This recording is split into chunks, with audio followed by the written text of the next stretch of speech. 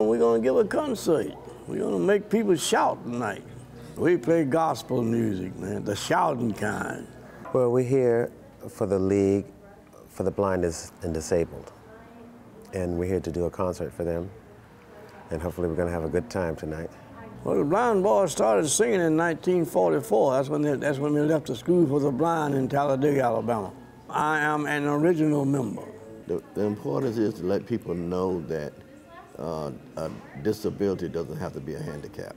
If you miss this program tonight, if you like clapping your hands, if you like doing a little dance, if you like just having a good old time feeling, the place to be is at the embassy tonight.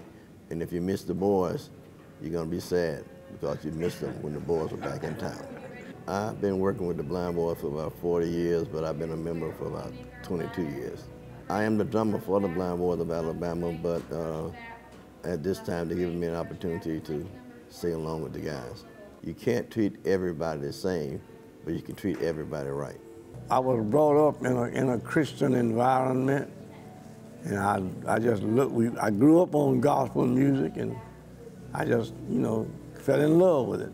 If you really want to be successful, you have to really focus on what you want to do. You have to be dedicated, you have to be persistent, and you have to persevere. I learned that. Blind Boys started out.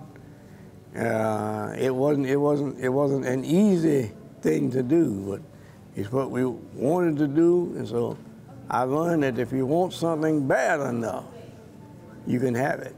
We go around the world telling the world about Jesus. We've been to every continent in the world, and you would be surprised of the people that come to the shows that don't speak English, that we sing to, but that get the message, whether we can tell or not.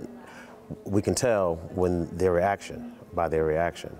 And they can't speak the language, but they can feel the message coming through. That's the best thing about the job. That's what we do, that's our aim. And when we see that reaction, and when we get that reaction, we know that our job is done. You would never imagine the things that we've done collectively and individually, and to come from where we come to make it to the stages of the Grammy Awards and to have Grammys and to meet presidents. We met 3 different presidents together, and like I said, performing all the continents in the world. So that is my thing. No matter where you start, you don't know where you're going to finish.